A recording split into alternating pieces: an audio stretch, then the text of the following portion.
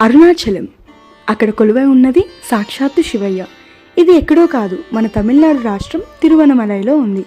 ఈ లింగం పంచభూత లింగాల్లో ఒకటి.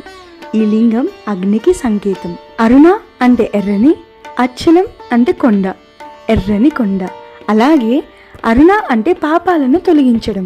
ఈ ఆలయాన్ని శివుడి ఆజ్ఞతో విశ్వకర్ముడిచే కట్టించబడింది. అది 9వ శతాబ్దం చోళాస్ పరిపాలనలో ఆలయ కట్టడాలు మొదలయ్యాయి.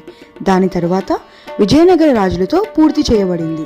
రమణ మహర్షి గుడి ప్రాముఖ్యతను పెంచడానికి తన వంతు కృషి ఎంతో ఉంది. ఇక గిరి ప్రదక్షిణ గురించి చెప్పుకుంటే, మొత్తం గిరి ప్రదక్షిణ 14 కిలోమీటర్లు ఉంటుంది. దారి పొడవునా 8 లింగాలు దర్శనం ఇస్తాయి.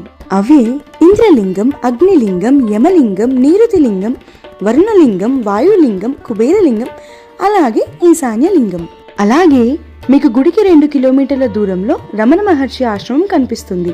ఇక అక్కడ లింగం ఎలా ఉద్భవించిందో మాట్లాడుకుందామా? హిందూ పురాణాల ప్రకారం ఒకనాడు కైలాసంలో పార్వతీదేవి శివుడు వెనుక నుండి వచ్చి కళ్ళు మూసింది.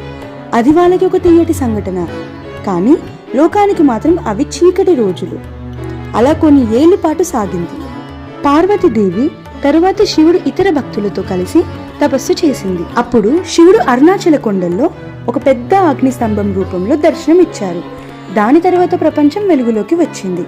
ఆ సంఘటన తరువాత శివుడు పార్వతితో ఏకమై అర్ధనారీశ్వరి రూపంలో దర్శనం ఇచ్చారు. అలాగే మోక్ష మార్గం గురించి చెప్పడం మర్చిపోయా. మీరు గిరి ప్రదక్షిణ చేసేటప్పుడు దారి ఒడ్డున మీకు మోక్ష మార్గం కనిపిస్తుంది. అది దేనికి సంకేతం అంటే, శివయ్యని చేరుకోవడం వల్ల మన ఆత్మ కలిగే మోక్షం. అంతేనండి, గిరి ప్రదక్షిణ అంటే ఆ శివశక్తి చుట్టూ ప్రదక్షిణాలు చేసినట్టే.